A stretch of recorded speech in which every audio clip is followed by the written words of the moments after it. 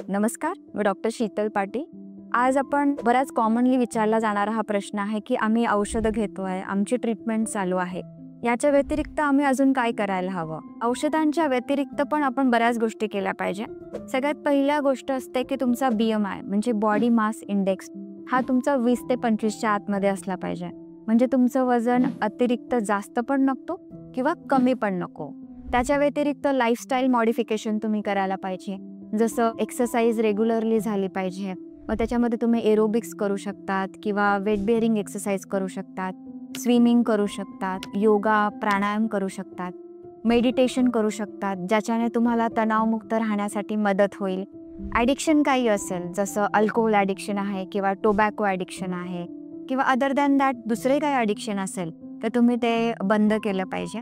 कारण की ॲडिक्शनमुळे स्पर्म्सवर परिणाम होतो किंवा जे हार्मोन्स असतात ते बऱ्यापैकी डिस्टर्ब होऊन जातात। फिमेल्समध्ये पण बऱ्याच वेळा ऐकायला मिळतं की ही माती खाते, मुलतानी माती खाते, तर हे पण नाही खायला हवं। त्याच्यामुळे पण तुम्हाला वंध्यत्वावर परिणाम होऊ शकतो। याच्या व्यतिरिक्त जर तुम्ही शिफ्टमध्ये ड्युटी करत असाल की नाईट शिफ्ट असेल तर तुम्ही नाईट शिफ्ट न करता डे ड्युटी करण्याचा नक्कीच प्रयत्न करायला पाहिजे। आम्ही बऱ्याच वेळा सर्टिफिकेट पण लिहून देतो की आम्हाला नाईट शिफ्ट चेंज करून आम्ही ट्राय करत असेल तर आम्हाला डे ड्युटीसाठी सर्टिफिकेट हे तुम्हाला डॉक्टर पण प्रोव्हाइड करू शकतात। कारण की जे प्रेग्नन्सीसाठी ट्राय करता आहेत त्यांची झोप पुरेशी होणं, तणावमुक्त राहणं हे गरजेचं आहे। याच्या व्यतिरिक्त आहार तुम्ही काय घेताय तो पण महत्त्वाचा आहे। बाहेरचं खाणं टाळलं पाहिजे।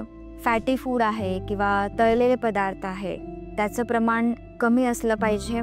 तळलेले पदार्थ, हाय कॅलरिक फूड, बाहेरचं हॉटेल रेस्टॉरंटमध्ये खाणं हे नाही खाल्लं गेलं पाहिजे। याचं प्रमाण आहारामध्ये कमी असलं पाहिजे। थँक्यू।